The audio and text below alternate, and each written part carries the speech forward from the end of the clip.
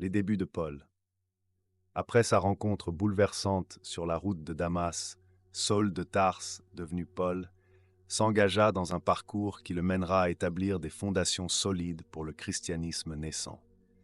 Ce qui commence comme un chemin d'émotions confuses et de rédemption se transforme rapidement en une quête fervente pour partager la vérité qu'il a reçue. La profondeur de cette conversion est bien plus qu'une simple transformation personnelle. C'est le début d'un mouvement spirituel qui allait changer le visage du monde antique. Paul se retrouvait, avec une passion brûlante, à arpenter les ruelles et les places des villes méditerranéennes, prêchant à quiconque voulait entendre. Les premiers jours de son ministère furent marqués par des défis exceptionnels. Malgré les persécutions qu'il avait lui-même infligées en tant que pharisien, il fit rapidement l'expérience du rejet et de l'hostilité. Les mêmes communautés qu'il avait précédemment menacées l'accueillaient parfois avec scepticisme, souvent armées de doutes quant à sa sincérité. Mais Paul, doté d'un esprit indomptable, ne se laissa pas décourager. Il savait que son engagement envers le Christ exigeait non seulement la foi, mais aussi un acte profond de courage. Voyageant de ville en ville, il établissait des églises qui deviendraient des témoins vivants de l'Évangile. De la synagogue au forum, il employait les différentes ressources culturelles de chaque localité pour faire passer son message. Sa formation juive lui conférait une connaissance unique des Écritures, qu'il utilisait pour démontrer comment Jésus était l'accomplissement des prophéties. En outre, son éducation romaine lui apportait le poids de l'autorité et du système administratif qui pouvait soutenir ses voyages missionnaires. Sa correspondance avec les églises qu'il fondait révélait une profondeur théologique que peu d'autres connaissaient à cette époque. Dans ses lettres, il aborde des thématiques vastes telles que la grâce, la rédemption et la nature de la communauté chrétienne. Paul n'était pas seulement un prédicateur, mais aussi un penseur, un philosophe, qui cherchait à articuler les implications de la foi chrétienne pour des personnes d'horizons divers. Ses écrits, en particulier aux Galates et aux Corinthiens, montrent son inquiétude pour les églises qu'il avait établies face aux dérives et aux fausses doctrines. De plus, son ministère ne se limitait pas seulement à la parole. Il engageait des actions concrètes pour aider les nécessiteux. Sa compréhension des enjeux socio-économiques de son temps le poussait à organiser des collectes pour les pauvres, cherchant à établir une éthique d'entraide au sein des communautés nouvelles qu'il avait créées. Ses voyages le menèrent également à la rencontre de figures clés comme Pierre et Jacques, et malgré des désaccords, il chercha toujours à bâtir des ponts plutôt que des murs au sein de la jeune Église. À chaque étape, Paul vivait l'impact de ses choix avec une ferveur inébranlable, confronté à de nombreux obstacles, mais toujours motivé par l'idée d'annoncer la bonne nouvelle au monde. C'était un homme profondément transformé, dont le parcours prenait soin non seulement de sa propre rédemption, mais de celle des autres. Son témoignage inspirait non seulement ses contemporains, mais continue encore aujourd'hui à résonner dans le cœur de millions de croyants, profondément touchés par la puissance du changement et de la foi. L'émission de Paul. Au fil de ses aventures, Paul s'est retrouvé face à une multitude de cultures, chacune teintée de ses propres traditions et croyances. À Corinthe, par exemple, il a fait face à une ville marquée par l'immoralité et le matérialisme. C'est dans ce contexte qu'il a prêché le message de la sagesse divine, contrastant radicalement avec la philosophie sophistiquée des Grecs. Il a utilisé le langage du quotidien pour atteindre les cœurs, dénonçant les faux dieux et soulignant la véritable grandeur de Christ, qui avait souffert et triomphé. Au cœur de ses lettres à cette Église, l'appel à la sainteté et à l'unité était omniprésent, car Paul savait que la fragmentation ne pouvait que nuire à leur témoignage. À Éphèse, où le culte d'Artémis régnait en maître, Paul a encore une fois adapté son approche. En pénétrant ce centre commercial fourmillant de vie, il a su capter l'attention de ses interlocuteurs en ancrant sa prédication dans des préoccupations qui touchaient à leur quotidien. Le contraste entre la nature éphémère des choses matérielles et la promesse de la vie éternelle en Christ a aussi été un point central de son message. Dans ses lettres, Il exhortait les croyants à ne pas se laisser influencer par les trains de pensée du monde, mais à rester fermement enracinés dans la vérité de l'Évangile, témoignant de leur transformation personnelle. À Philippe, où il était incarcéré, son message est devenu une source d'inspiration par sa résilience. Même enchaîné, Paul a su encourager les croyants à mener une vie digne de l'Évangile. Son célèbre appel à se réjouir, quelle que soit la situation, a bouleversé les attentes. Il voyait le témoignage d'un homme qui trouvait la paix et la joie même dans l'adversité. À travers cette épreuve, il a non seulement renforcé la foi des Philippiens, mais a également montré que le véritable pouvoir de l'Évangile ne se trouvait pas dans les circonstances, mais dans la présence constante de Christ. Sa maîtrise des Écritures lui permettait d'établir des ponts intelligents avec ses auditeurs. À chaque virage, il parvenait à utiliser les références culturelles et philosophiques de son temps pour exposer les vérités bibliques. Il citait des poètes grecs et des penseurs contemporains, intégrant leur sagesse à son message. En cela, il incarnait la notion de s'adapter sans jamais compromettre la vérité. Ses lettres étaient des pierres angulaires pour les églises. Ses encouragements, ses exhortations et même ses réprimandes étaient des expressions de son profond amour pour les communautés qu'il avait établies. Ainsi, le voyage missionnaire de Paul n'était pas qu'un simple périple géographique. C'était une odyssée spirituelle, jalonnée de rencontres humaines, de défis inattendus et de révélations divines. Sa détermination, alliée à son sens aigu des cultures, faisait de lui un précurseur dont l'impact résonne encore, offrant un modèle indélébile pour ceux qui poursuivent aujourd'hui la mission de partager l'Évangile dans un monde en constante évolution. L'arrestation de Paul. L'arrestation de Paul a provoqué un tumulte dans la ville, une frénésie alimentée par les rumeurs et les accusations. Les autorités avaient agi rapidement, craignant une insurrection parmi le peuple. Dans la prison sombre où il a été conduit, Paul avait tout le temps de réfléchir à ce qui l'attendait. Chaque mur qui l'entourait, chaque barreau de sa cellule, semblait raconter l'histoire de ceux qui avaient été là avant lui. Des prophètes aux apôtres, tous ayant affronté l'adversité pour la vérité. Le ressentiment à son égard avait été attisé par des chefs religieux jaloux de son influence grandissante.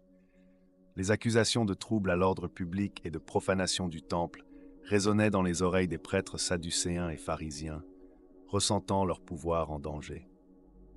Mais Paul, loin de se laisser submerger par la peur, devait considérer cette épreuve comme une mission divine. Il savait que même derrière les barreaux, il pouvait être un instrument de Dieu. Son premier interlocuteur fut Félix, le gouverneur. Ce dernier, figure d'autorité dans un monde où la justice était souvent biaisée, regardait Paul avec un mélange de curiosité et de mépris. Quand Paul prit la parole, ce ne fut pas dans un esprit de défense, mais d'affirmation de sa foi. Il raconta son histoire, la lumière sur le chemin de Damas, sa métamorphose d'un persécuteur à un apôtre inébranlable du Christ.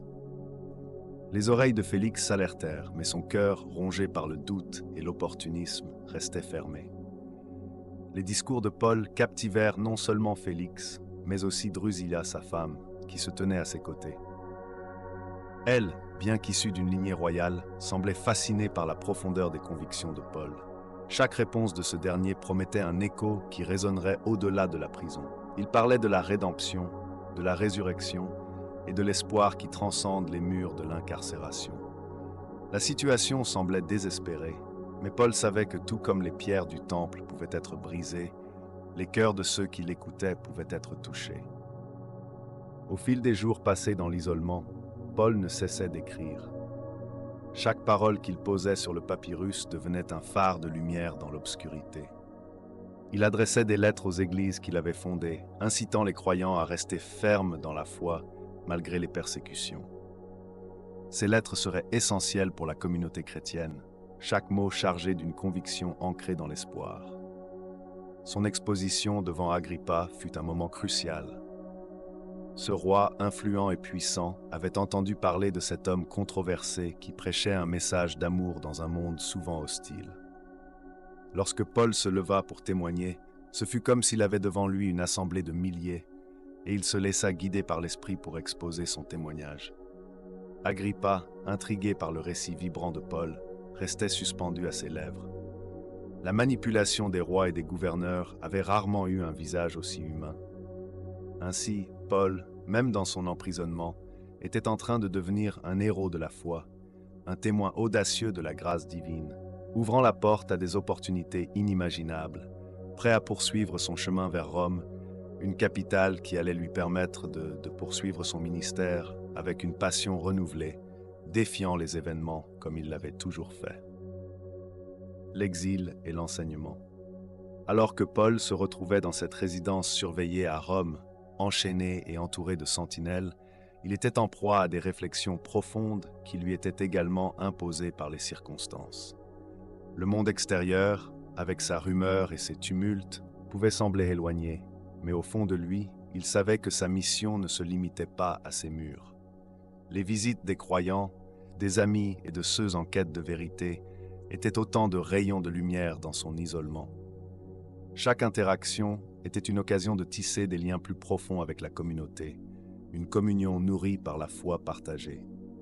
Les lettres qu'il écrivait devenaient de véritables trésors de sagesse et de réconfort.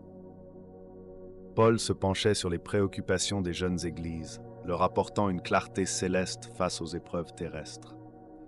Les Philippiens, qu'il connaissait bien, recevaient des messages d'encouragement qui semblaient transcender les chaînes qui le retenaient.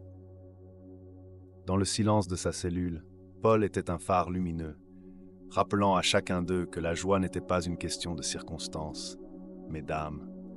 Dans ces mots se trouvait une vigueur que peu auraient pu imaginer provenant d'un homme enchaîné. Chaque jour était une lutte et une victoire. La cuisine de sa maison modeste se transformait en un lieu de partage, où le pain et le vin circulaient tout autant que les enseignements. De nombreux disciples se rassemblaient, assis par terre, accrochant à ses lèvres chaque mot qui venait enrichir leur foi. Au milieu des débats et des réflexions, Paul savait que les vérités de l'Évangile étaient aussi réconfortantes qu'elles pouvaient déranger. C'était un marathon où la persévérance s'imposait face au doute. L'apôtre ne se contentait pas de transmettre des enseignements abstraits. Il utilisait chaque occasion pour illustrer la grandeur de la grâce divine, même dans les moments les plus modestes. Des récits de transformés, des histoires de guérison et de vie renouvelée étaient partagés, chacun témoignant des conséquences d'une foi agissante. À mesure que les jours passaient, Paul refusait de céder à la désespérance. Chaque épreuve, chaque regard posé sur ses chaînes était pour lui un rappel de la mission qu'il habitait.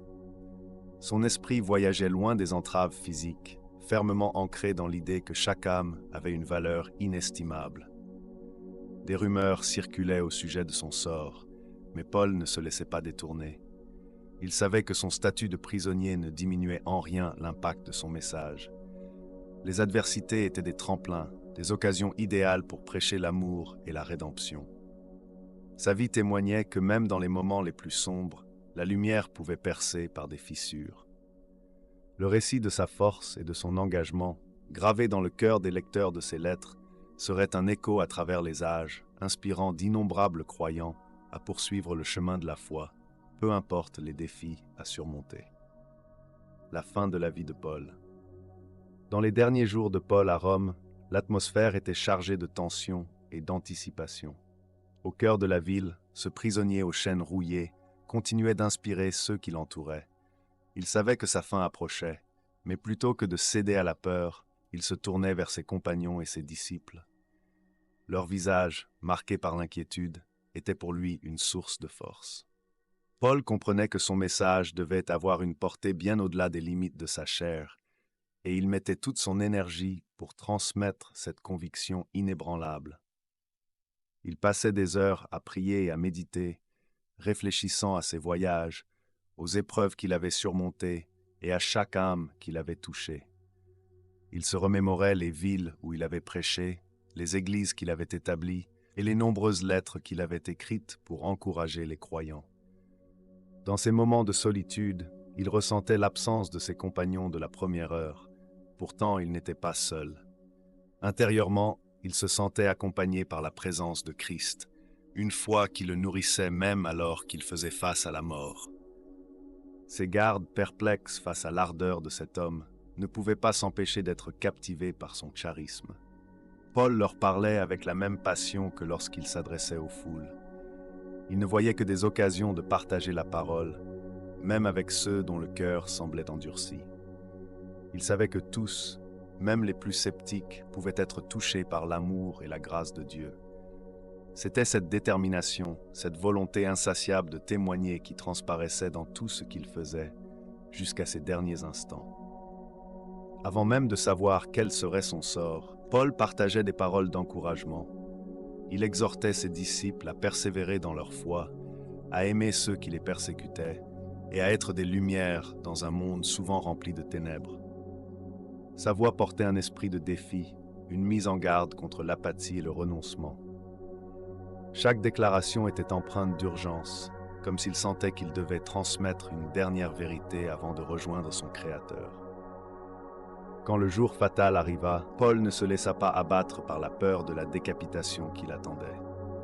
Au lieu de cela, il se tint ferme, son cœur débordant d'un mélange d'apaisement et de confiance. Ces derniers moments étaient empreints d'une paix que seuls ceux qui ont vraiment vécu par la foi peuvent connaître. Il considérait la mort non pas comme une fin, mais comme une transition vers une existence immortelle. Sa voix, bien que faible, portait encore un écho de vitalité, alors qu'il prononçait sa dernière prière, implorant la bénédiction divine pour ceux qu'il laissait derrière lui. Les yeux de ses disciples brillaient de larmes mêlées de tristesse et de révérence. Ils savaient que sa mort n'était pas une défaite, mais le sceau glorieux d'un homme qui avait donné sa vie pour un idéal. Ils entendaient encore résonner dans leur cœur les mots de leur maître. « J'ai combattu le bon combat, j'ai achevé la course, j'ai gardé la foi. » Ces paroles alimenteraient leur propre engagement à porter l'héritage de Paul dans le monde, à faire résonner la vérité et l'amour du Christ.